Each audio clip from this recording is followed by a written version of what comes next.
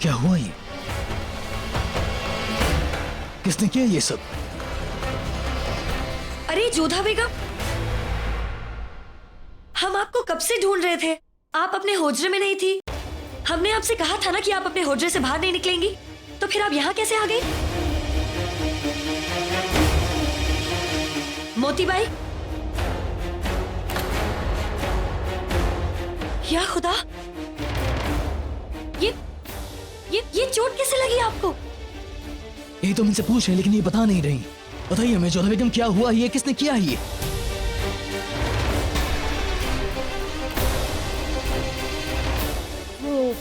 वो शहंशाह, हम रसोई घर में गए थे तो गलती से एक पात्र हमारे हाथ से गिर गया और उसी वजह से हमारे। ये सारी गलती तुम्हारी है मोती। तुमने इन्हें जाने क्यों दिया? इसमें मोती का कोई दोष नहीं है। मोती ने तो हमें रोका था, परंतु हम ही। गलती इन्हीं की है जोधा बेगम। जब ये जानती हैं कि आप जिद्दी हैं तो इन्हें आपकी बात नहीं सुननी चाहिए थी। इन्हें जो भी बात थी रुकैया बेगम को बताना चाहिए था। और रुकैया बेगम, ध्यान रहे कि जोधा बेगम अपने होजरे से बाहर ना आ जाएं। अगर इस तरह से बाहर घूमेंगी फिरेंगी तो फिर ये खुद को या फिर हमारे होने वाले बच्चों को चोट पहुंचा देंगी। फौरन हकीमा साहिबा को बुलवा कर इनके जख्म में मरहम लगवाएं आप। जी शहंशाह।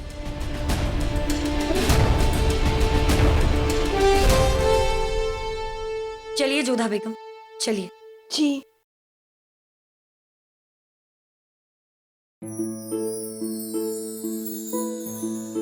आज तो 12 बज गए जोधा। हमें तो लगा था कि शहंशाह को सब पता चल जाएगा। हमें बुरा इस बात का लग रहा है मोती कि हमने शहंशाह को झूठ बोला। आज के पश्चात हम कभी शहंशाह को झूठ नहीं बोलेंगे। आज भी नहीं बोलते। बस महामंगा जी के विषय में सोचकर शांत हो गए। आप किसकी परवाह कर रही है जोधा बेगम? वो महामंगा की जिसने आपकी जिंदगी में कांटे बिछाए, वो महामंगा जिसने आपकी औलाद को कोसा। उन्होंने भूले की है, परंतु हम भी ऐसे ही करें ये उचित नहीं ना। छोटी अम्मी जान, छोटी अम्मी जान, छोटी अम्मी जान, आप तैयार क्यों हो रही है? छोटी अम्मी जान कहीं जा रही है क्या? नहीं खाने खाना, हम कहीं नहीं जा रहे हैं। वो हमारे वस्त्र मैले हो गए थे ना, इसलिए स्नान कर लिया। छी, आप सुबह नहाती नहीं हो? आप इधर आइए हमारे पास।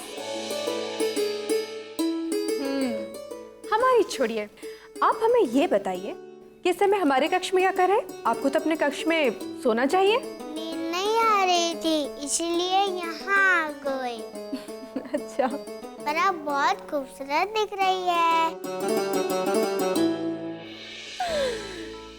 प्रशंसा के लिए धन्यवाद खाने खाना। शुक्रिया से काम नहीं चलेगा, आपको हमारे साथ खेलना होगा। चलिए ना हमारे साथ अंगुली बाग में। नहीं रहीम, ये समय बाहर खेलने का थोड़ी ना है। जब आप इस वक्त ना आ सकती है तब हमारे साथ खेल क्यों नहीं सकती? ऐसा है रहीम, सलीमा बेगम आपकी प्रतीक्षा कर रही होंगी ना? ठीक है, आपको हमारे साथ नहीं खेलना ना तो मत खेलिए, पर बहाने मत बनाइए। अरे हम बहाने थोड़ी ना बना रहे, हम तो सोचे थे अभी आपको विश्राम करना चाहिए। ठीक है, तो हम जा रहे हैं।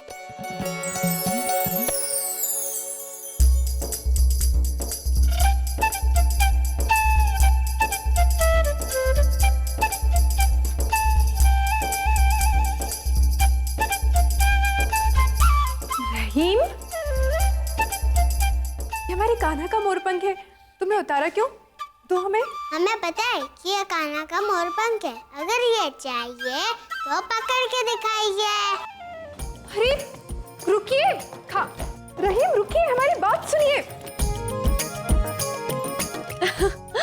रहीम, हमें पकड़ के दिखाइए, हमें पकड़ के दिखाइए। खाने खाना हमारा मोरपंख दीजिए।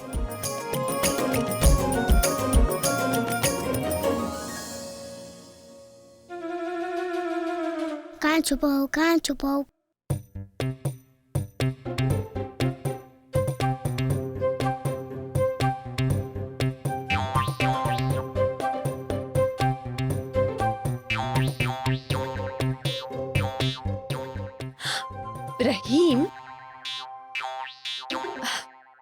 रहीम, कितना दौड़ा रहे हैं आप हमें? अब हम थक गए, जल्दी से हमारा मोरपंख दो। जब तक हमें पकड़ोगी नहीं तब तक हम आपको मोर पंख नहीं देंगे।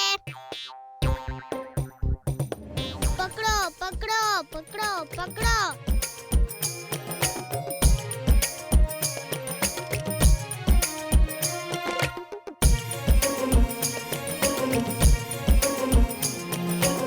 पकड़ लिया। चलो, अब तो आपने हमें बहुत दौड़ा लिया। चलिए अब जल्दी से हमारे कान्हा का मोर पंख दे दीजिए। हमें नहीं पता है। अभी तो आपने हमसे कहा था कि यदि हमने आपको पकड़ा तो मोर पंख दे देंगे। रहीम, जल्दी से मोर पंख दो। आदाब बेगम साहिबा। रहीम, सलीमा बेगम आपको ढूंढ रही हैं और गुस्सा भी है। हम तो उनके पास ही आ रहे थे। छोटी अम्मी जान ने बातचीत करने के लिए रोक लिया। क्या? बहुत शरारती हो गए तुम आजकल।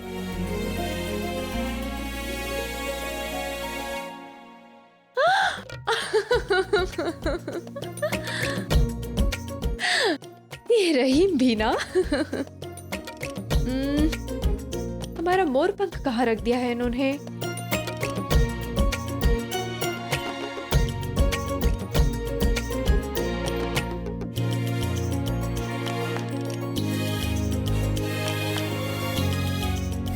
मिल गया हमारा मोर पंख।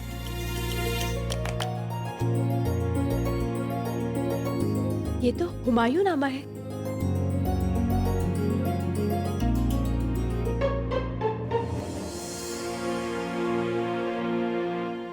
इसमें महामंगा जी के विषय में क्या लिखा है? महामंगा जलाल की दाई माँ, जिन्होंने अपनी जान पर खेलकर कई बार जलाल की रक्षा की। अरे जोधा बेगम, आप यहाँ? आइए, तशरीफ रखिए। जी धन्यवाद। फूफी जान, हम क्षमा चाहते हैं। वो रहीम हमारे कान्हा का मोर पंख लेकर यहाँ पर आए और हम भी उनके पीछे दौड़ते दौड़ते यहाँ तक आ गए। हमने रहीम को यहाँ से जाते हुए देखा। बहुत परेशान करते हैं ना आपको? अरे नहीं नहीं, ये तो बचपन के खेल हैं। वैसे फूफी जान, हमारी दृष्टि आपकी लिखी हुई हुमायूं नामे पे पड़ी और जितनी इस भाषा की हमें समझ है, हमने जो पढ़ा हमें विश्वास नहीं हो रहा है। आपने इसमें यही लिखा है ना कि महामंगा जी ने कई बार अपने प्राणों की रक्षा किए बिना शहंशाह के प्राण बचाए। ये सच है जोधा बेगम, और ये एक बार नहीं कई बार हुआ है। कितनी बार महामंगा जलाल की ढाल बनी है। और आज देखिए दोनों का रिश्ता किस कदर कड़वाहट से भर गया है। माहम के रहते कोई खतरा जलाल को छू भी नहीं सकता था। माहम ने अपने बेटे अदम खान की फिक्र ना करते हुए जलाल को एक माँ बनकर पाला। लेकिन वो कहते हैं ना, एक गुनाह 100 सबाबों पर भारी पड़ता है। माहम के साथ भी यही हुआ। अदम की वजह से उन्होंने कितनी गलतियां की और आज देखिए। खैर, शायद माहम की किस्मत में यही लिखा था। अदम की मोहब्बत में उन्होंने उस जलाल को खो दिया जिस जलाल से वो सबसे ज्यादा मोहब्बत करती थी।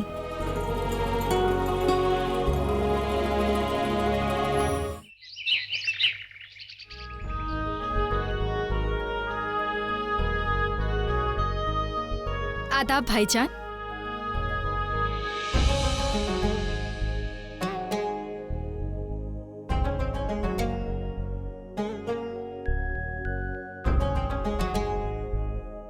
अच्छा लगा देख कर कि आप खुश हैं। ये सब हमारे भाईजान की वजह से हुआ है।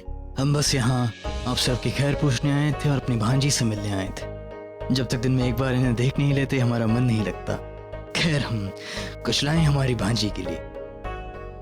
उम्मीद कर रहे हैं इन्हें पसंद आएगा। ये देखिए,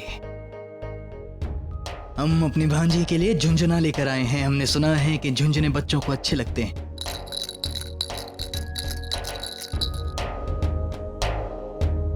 लगता है इसे पसंद नहीं आया। हो सकता है कि जो चीज सबको पसंद आती हो वो इसे ना पसंद आए। बिल्कुल आप पर गई है ये। हम पर नहीं, अपने वालिद साहब पर गई है। वो भी हो सकता है। चलिए, अगर आपको ये तोहफा पसंद नहीं आया लेकिन आपके मामू जान तो पसंद हैं, आपके मामू जान की तरफ देखिए।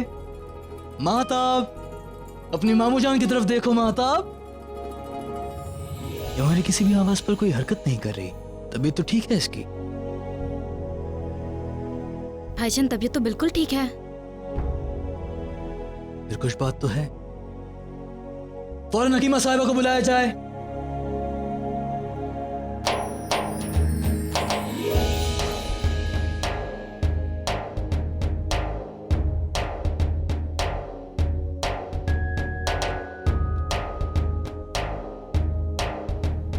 नब्ज तो ठीक है, बुखार भी नहीं है।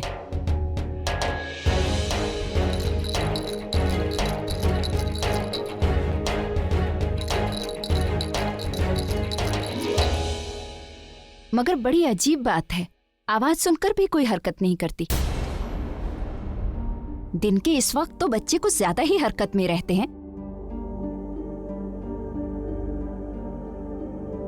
महताब, महताब। हकीमा साहिबा सब कुछ ठीक तो है? समझ में नहीं आ रहा, मगर लगता है मुश्किल है कुछ सुनने में इसे। आवाज इसके कानों तक नहीं पहुंच रही। ऐसा मत कहिए, कुछ नहीं हुआ इससे। हमारी बच्ची एकदम दुरुस्त है। अब फिक्र मत करिए बख्शी, हमारे पास आला हकीमों की फौज। अगर कोई मुश्किल होगी भी तो उसका हल निकाल लिया जाएगा। हकीमा साहिबा, आप फौरन कुछ करें। मैं पूरी कोशिश करूंगी शहंशाह। हम बद्दुआ देते हैं कि आप भी उन्हीं औलादों की लाशें अपने हाथों में लेकर मातम मनाएंगे।